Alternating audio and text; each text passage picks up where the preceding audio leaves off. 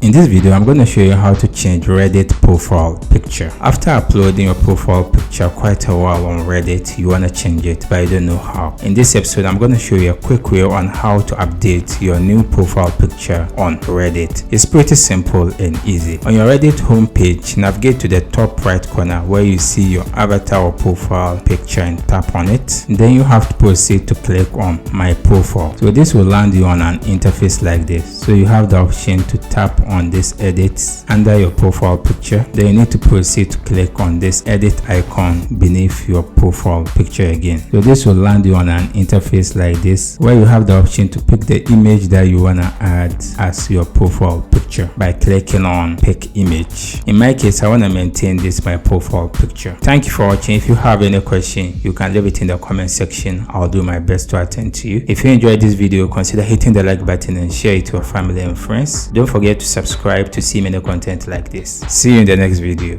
Bye bye.